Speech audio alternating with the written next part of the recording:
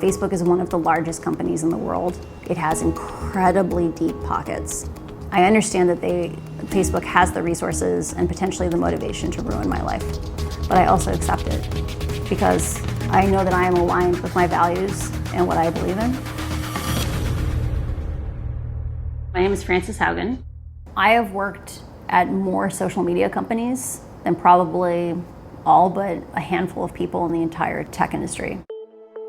I founded the product team for search on Google+.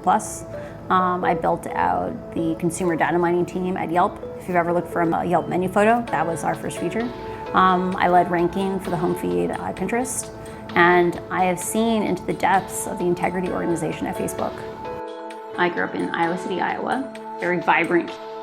There's also a real tradition in Iowa of community. A lot of things are done with cooperatives.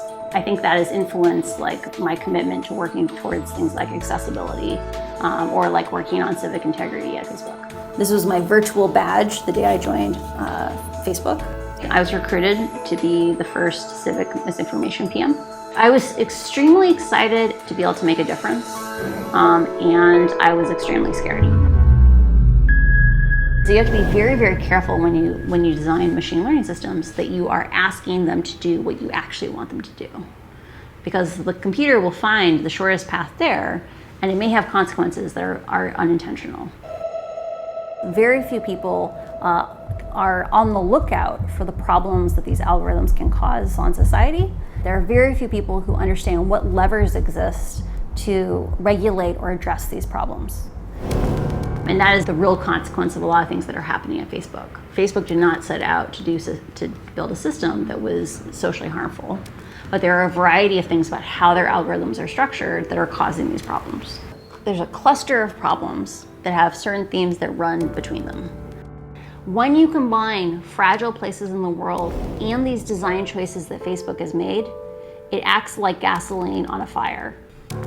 That little choice had huge consequences. Like when they went and analyzed the data, they found that just that one feature, if you turned it off, you could radically reduce the amount of misinformation that got spread, the amount of COVID rumors that got spread, the amount of violent inciting contents that got spread.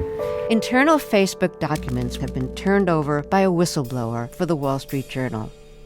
This series details how Facebook executives are aware of the ways the platform causes harm, but executives often lack the will or the ability to address them. To see what's actually happening, see that people's lives are on the line, you feel profoundly alone to learn these things. Living with that powerlessness is excruciating. And it was really, really hard for a period of time. I felt a lot of despair. At least some of the internal documents have been turned over by the whistleblower to the Securities and Exchange Commission and to Congress. Facebook is not allowed to lie to the public. And so many of the points that are included in my disclosure to the SEC are around Facebook actively misleading the public or intentionally withholding information that is relevant to investors. And the problem is that Facebook has not been willing to admit that they have problems. And because they can't start from that place of admitting they have a problem, they can't even explore solutions. Imagine if the Department of Transportation was trying to decide how to make cars safer and they didn't know that seatbelts could exist. We will repeat these problems over and over again until we figure out how to collaboratively regulate social media.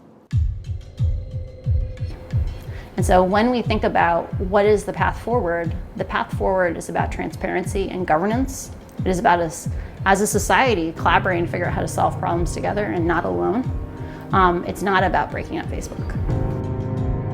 The thing that's really interesting is that people often think of this as an either or. Do we have social media, not have social media? These aren't either ors. We can have platforms that we love and enjoy that are also safe.